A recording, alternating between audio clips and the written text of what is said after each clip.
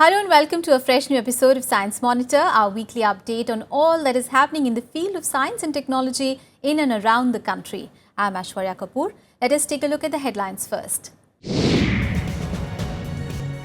ISRO embarks on another mission, 22 satellites and a single launch. Research sans boundaries and equal opportunities, recommends the GRC 2016. Researchers trace cancer origins, stem cells may be the root. We are what we eat, NASA study on astronaut twins.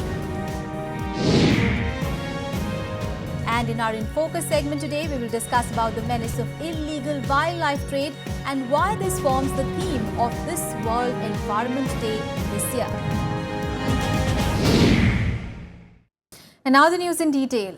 Immediately following the successful launch of India's first indigenous mini shuttle reusable launch vehicle technology demonstrator last week, ISRO embarks on another ambitious technological adventure. ISRO chairman has recently announced the launch of 22 satellites in a single mission this month. The mission is to include 3 Indian satellites along with commercial satellites from various countries aboard ISRO's powerhouse PSLV.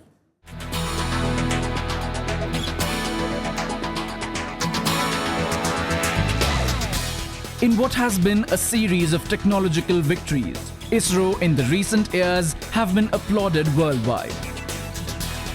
With the most recent launch of the Swadeshi space shuttle, the reusable launch vehicle, ISRO has placed India among the topmost space-faring nations of the world. But ISRO doesn't stop here. ISRO Chairman Kiran Kumar, at a recent event organized by Federation of Karnataka Chambers of Commerce and Industry, has announced that ISRO will be soon launching 22 new satellites in a single mission. The 22 satellites are planned to be launched in a single mission towards the end of June and includes 3 Indian satellites along with commercial satellites including a cartographic series satellite which will be used to prepare maps of the Earth's surface and of the culture on it. Of the 3 Indian satellites, one is an Earth observation satellite weighing about 710 kgs and the 2 others are nano-satellites named Swayam and Satyabhama Sat, having payload mass of 1 kg and 1.5 kg respectively. While Swayam is made by students from College of Engineering, Pune, the Satyabhama Sat has been designed by students of Satyabhama University, Chennai. Of the remaining satellites, 2 are from Canada weighing 115 kgs, 3 from Germany weighing 155 kg, 1 from Indonesia weighing 120 kgs, and 13 from USA weighing 195 kgs. According to reports, the satellites are planned to be launched aboard Polar Rocket PSLV C-34. Following the launch, ISRO also plans to launch a scatterometer and an INSAT 3DR to provide vertical temperature and humidity profile from geostationary satellite.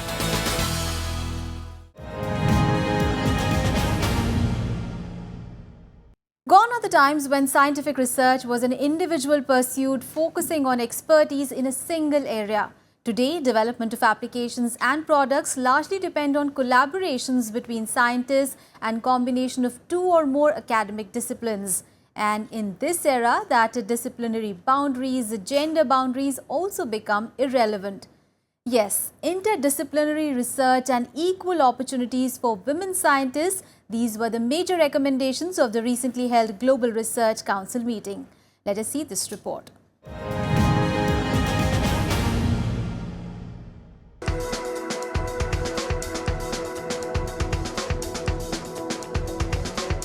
Gone are the times when scientists restricted themselves to a single domain research on fundamental questions.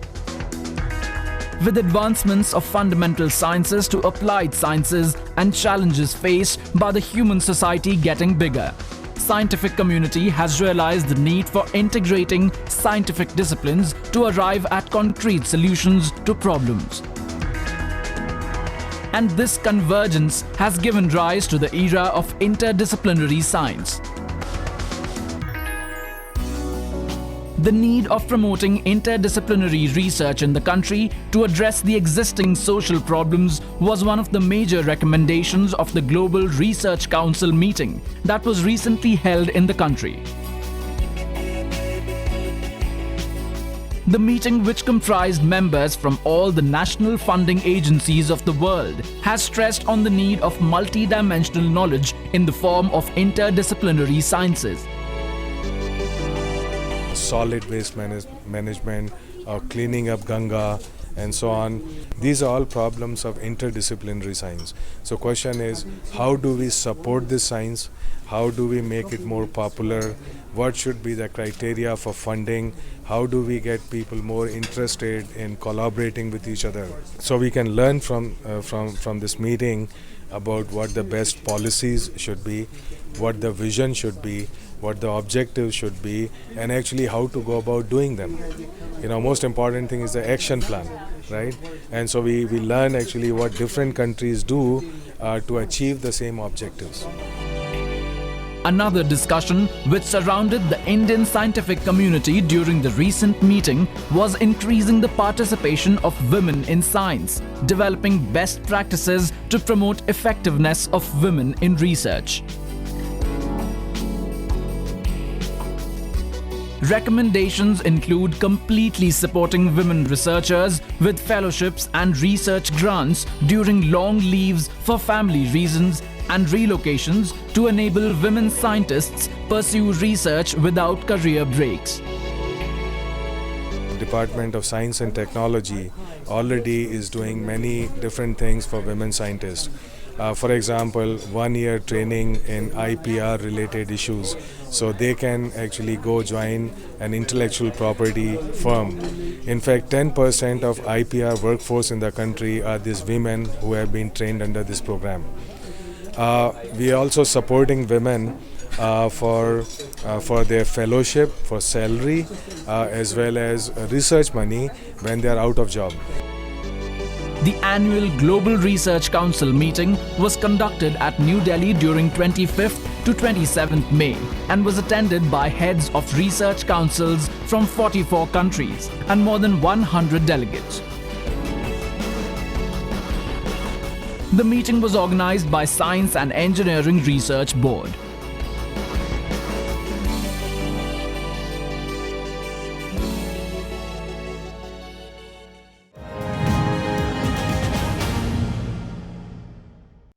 Cancer, one of the deadliest diseases that plague humankind.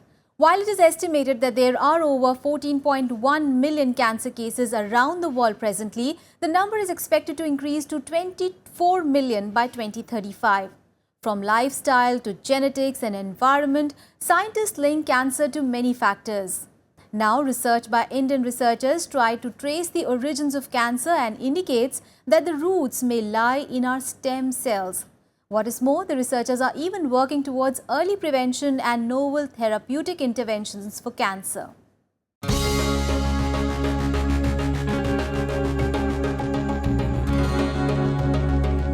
While it is known that cancer is caused by uncontrolled cell division in the body, researchers have still not been able to pinpoint the exact cause that triggers this process leading to cancer.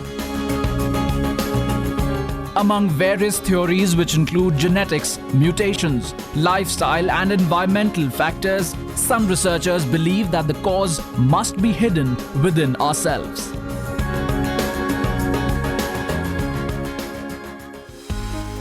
Yes, according to Professor Tanya Das of Bose Institute, Calcutta, and Professor Dipendra Sarkar of SSKM Postgraduate Medical College, West Bengal, our stem cells may be the root cause of all evils. This much is clear, that cancer is caused when the process of cell death called apoptosis breaks down. The team is trying to develop a multiple signal modulation therapy for cancer, which will include induction of apoptosis, that is cell death. retardation of metastasis or migration of cancerous cells. We tried to do an epidemiological hospital-based study to see whether aspirin was having any protective role in these patients of breast cancer. We studied around 2,400 plus patients, and we really got an astonishing fact that aspirin did have a wonderful role in protecting cancer. Parallelly, at the same time, we were doing this work in the lab in the Bose Institute, and we were experimenting, and we found the same results in the laboratory, where we found that aspirin was sensitizing resistant cancer stem cells, and they were more amenable to use of chemotherapy. We thought that if we can sensitize these cancer stem cells by something, some way or other, then when they are sensitized, now sensitized means their resistance power is now low. That means maybe their efflux pump level is low. So now if we can do that with some any drug or something, natural product, whatever, we have to find out what can be the remedy. Then maybe the normal chemotherapeutic drugs can kill those cancer stem cells. And because the chemotherapeutic drugs are very good killer of the normal cancer cells, so then the problem can be tackled, problem of relapse, problem of cancer therapy failure can be tackled in future. According to Professor Tanya, there is a need to understand and develop a therapeutic strategy to treat cancer at the level of stem cells. The team is also working towards application of systems biology approaches to characterize the deregulation of cancer cell functions and to identify new therapeutic targets. What is more interesting is Professor Sarkar, who is a medical practitioner, has proposed that aspirin tablet, if given to patients regularly before chemotherapy, reduces the relapse percentage of cancer cells. The study might pave way for many interesting new insights into cancer and will help develop many new kind of therapies.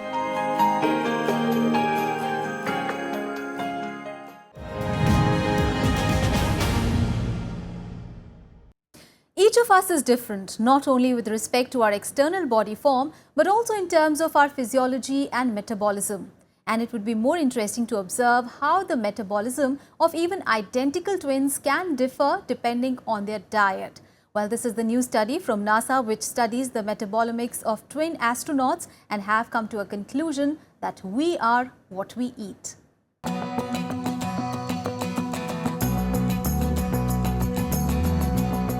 An old saying goes, we are what we think. A modern version would be, we are what we eat, and we are our metabolome. Metabolome, or the entire collection of an individual's metabolites, is today a hot topic of research. Because of these small metabolites, which we derive from the food we eat, are the vital molecules which drives all life processes. Taking a step further in exploring human metabolome, especially during space travel, NASA has come up with a new research video. The new video titled Metabolomics, You Are What You Eat. The video features retired US astronaut Scott Kelly and his twin brother Mark and provides a broad overview of NASA's ongoing Twins Study Human Research program.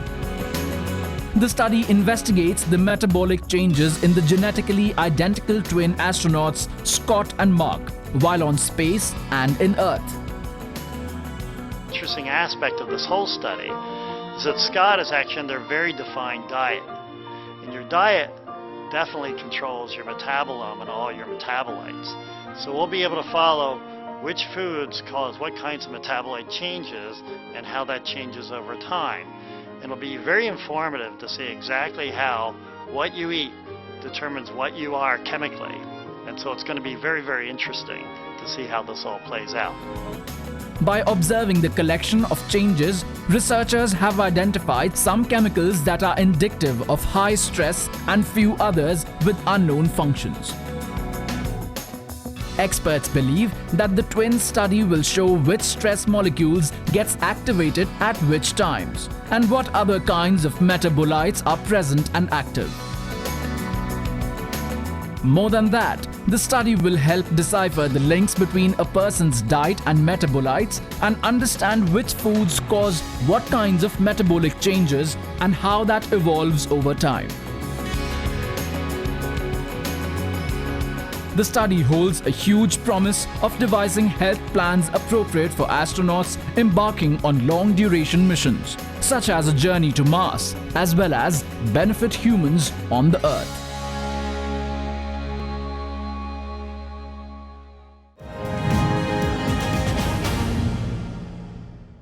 And now it is time to take a short break. We'll be back with more science news. Keep watching Science Monitor.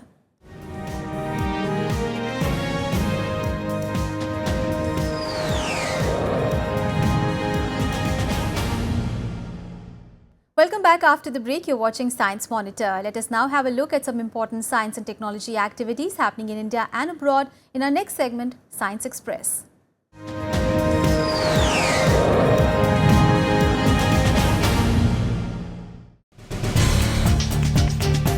While the National Green Tribunal has given a 3 weeks time to all the states to furnish a report on their pollution level and dark clouds loom over diesel-driven vehicles, the government has urged the Green Court to not pass ban on diesel vehicles in the country.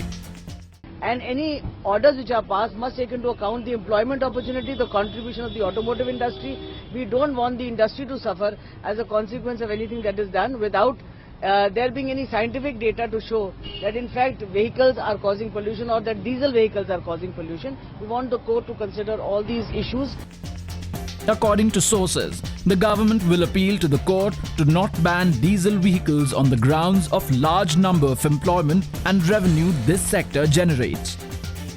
Government has also indicated the adoption of many short, medium and long-term measures to bring down the levels of pollution. In a rare event, a pride of endangered Asiatic lions was spotted drinking water from a watering hole at Gir National Park on 31st May. The event has generated much interest among lion lovers and forest officials as such sightings are very rare. The Gir National Park in Gujarat is the sole home of the Asiatic lions, also known as Indian lions. The 2015 census recorded the population of Asiatic lions in Gir to be 523. In yet another rare sighting, one of the rarest variety of oranges called the Indian wild orange has been found in Tamenglong district in Imphal. The Indian wild orange, which is fast disappearing from the planet, was spotted by a team of local researchers at Dailong, Tamenglong district recently. Before the sighting, Indian wild orange was believed to be only found in the Nokrek Biosphere Reserve in the Garo Hills of Meghalaya.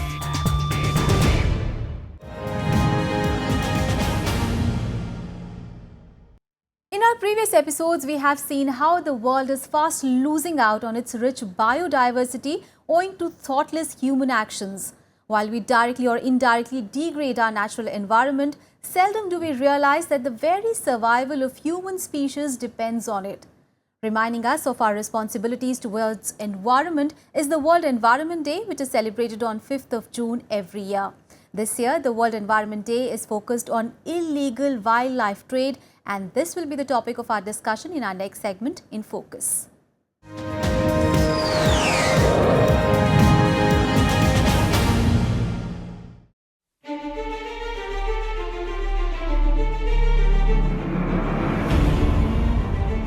Earth. With its diverse and scattered forms of plant and animal life, is one of its kind planet in the entire universe. Earth's natural environment encompasses all living and non-living beings, occurring naturally on different regions of this planet. It is the natural environment that encompasses the interaction between all living species and also affects human survival and economic activities. While the Earth is 4.5 billion years old, we humans have been here only for a few 100,000 years. Human civilization as we know it today is only about 6,000 years old, and industrialization started only in the 1800s. But during this very short span on this planet, we humans have degraded the environment in more than one reckless ways.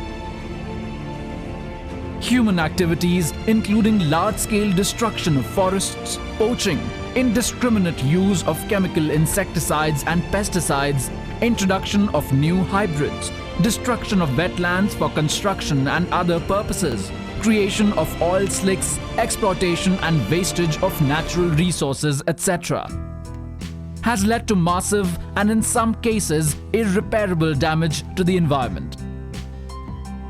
While humans have accomplished much in a very short time, it also makes it our responsibility to take care of the only planet we live on right now. Reminding us of our huge responsibility towards the environment is the World Environment Day, celebrated annually on the 5th of June. World Environment Day was established by the United Nations General Assembly in 1972, commemorating the United Nations Conference on the Human Environment and with the aim of raising awareness against environmental issues. One of the major environmental crimes which calls for immediate action is the illegal wildlife trade. According to estimates, illegal wildlife trade is today a multi-billion-dollar business and is directly responsible for the extinction of many species of plants and animals across the globe. Plants and animals are exploited unethically and often cruelly for their products, which include skins, leather goods, or souvenirs as food or traditional medicine, as pets, and in many other forms. Illegal wildlife trade also involves illegal logging of protected forests to supply the demand for exotic woods, to illegal fishing of endangered marine life. Elephants for ivory, deers for musk, alligators and crocodiles for their skin, turtles for their shells, rhinos for their horns, sharks for their fins, butterflies as decorative frames, and many others just for sport. The list is long and unfortunate. This is the reason why this year's World Environment Day is themed Zero Tolerance for the Illegal Wildlife Trade. All life forms on Earth, including wildlife, are interconnected in an intricate manner, and loss of one link can damage the entire harmony of nature. The Environment Day is an occasion where we all can become active supporters of sustainable living and take up responsible attitudes towards environmental issues. Hence, this Environment Day, let us celebrate the biodiversity that exists on Earth and pledge to protect the same from illegal trade and over-exploitation.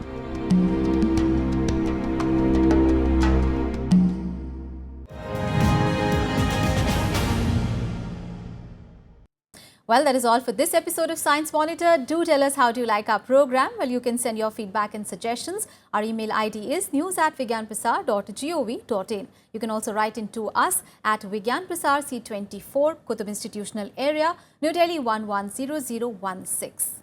Well, that is all for today. We'll be back with fresh news stories on science and technology again next week. Till then, stay tuned to Rajya Sabha TV and think scientific. Bye-bye.